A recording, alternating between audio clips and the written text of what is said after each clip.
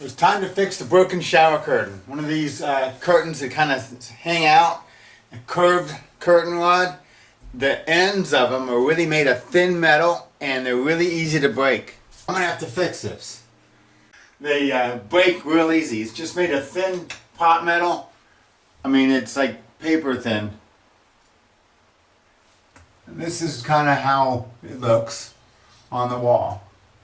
I'm a little on the lazy side. I don't want to make it into a bigger project than it's got to be. So I want to leave as much of this stuff up here as I can because it just takes a while to pull it all down and load it up and put it back up. So anyway, if you push your shower curtain all the way to the other side, what you're doing is you're taking as much weight off of this pole as you can. Then I'm going to take a piece of dental floss and some push pins and stick it in the ceiling to hold this up while I unbolt this off the wall and then make my repair. Now when I go to hold this up, I want to hold it on as close to this joint where this pole slides together, right about here. And it would help if I had the dental floss long enough. Plenty long enough now. My wife's going to probably kill me when she finds out she doesn't have any more dental floss left. It's probably the hardest part of the whole job.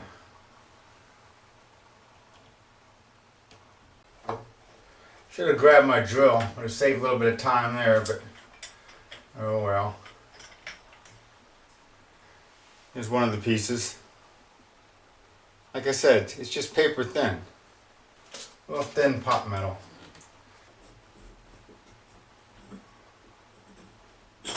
I can just slide this in just a little bit, pull it out past the wall, and then I can take the rod out. And hopefully this stays up. Save myself a lot of work. And what I want to do is assemble the pieces. Okay, now that I got all the pieces, I want to go ahead and just kind of tape them on here so that I can go ahead and patch them from the inside. Here's the one piece on the front.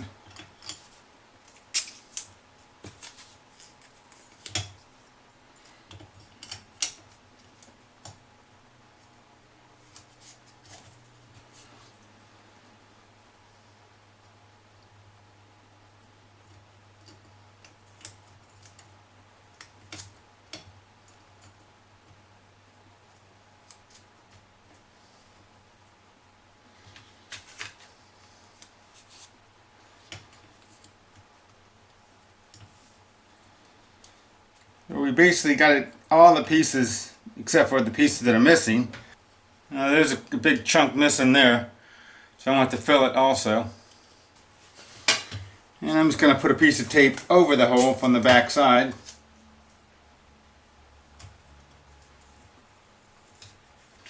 JB Weld works with a lot of stuff. It's pretty easy to mix.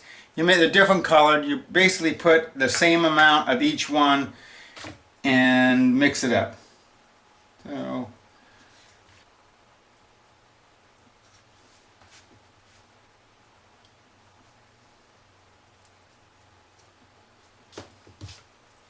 this is probably way more than I need to use, but I'm just gonna build it up a lot on the inside because it's so thin, the metal. Yeah, it's probably about pretty close to equal amounts. And just kind of stir them together. So you get a uniform color, which will be medium gray.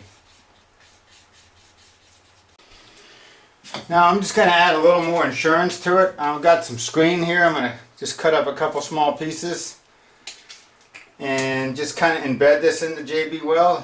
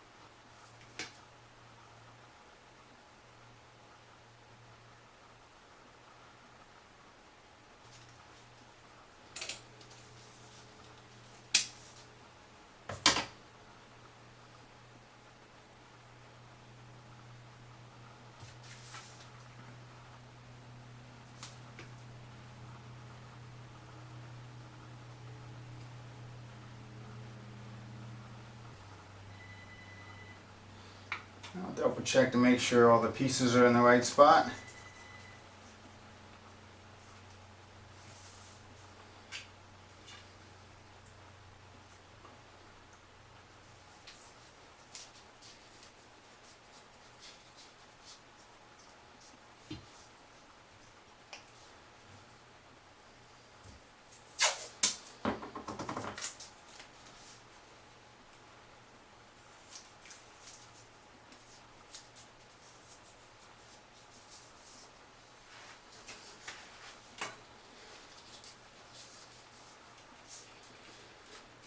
And there's not much more I can do till it dries.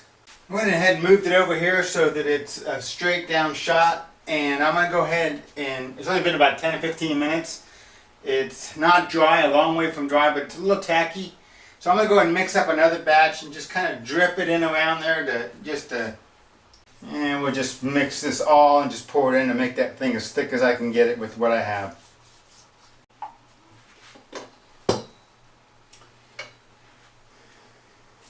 Just going to put it along the edges and let it just kind of ooze on in there. I cut a couple more pieces of screen and just kind of stuff them in there just to add a little bit of extra support. I'm pretty much making it semi-solid. And I'm using up some of the leftover on some of the thin areas on the other side, part that didn't break, in an effort to prevent them from breaking in the future.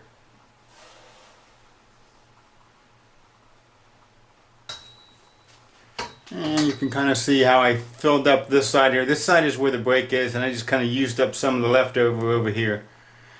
And now I'm just going to let it sit in its holster over here by the wall. It's about 6 hours later. I'm going to go ahead and test it and see if it's done.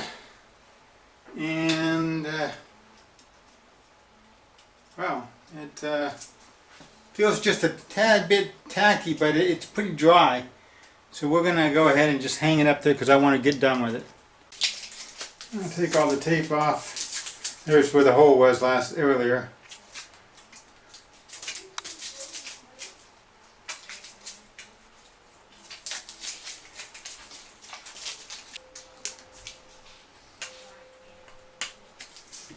Easier to do down here than will be up on the wall.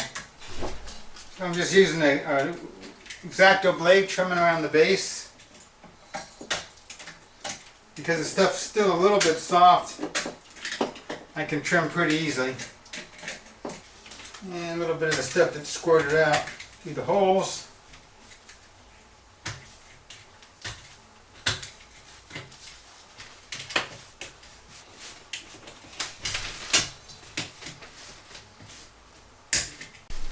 And I wrap the sandpaper around the popsicle stick, and that makes it easier to sand as a little sanding tool. Now, I'm not really spending much time on this because most of this you won't even see on this one because the patch is on the top.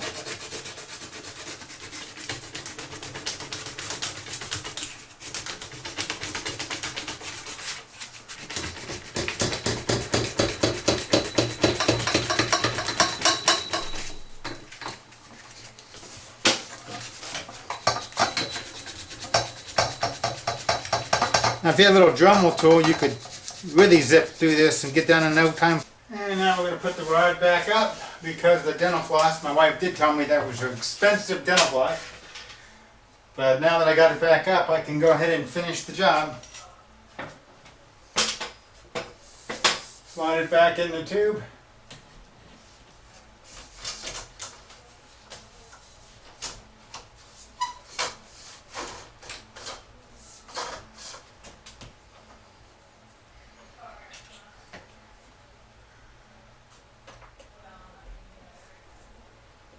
And again, if I was smart, I would have brought the drill. But I can get this in pretty fast by my hand anyway. And all that's left is to pull the expensive dental floss down. And the job's done. I guess my wife wants me to close the curtain, so I will.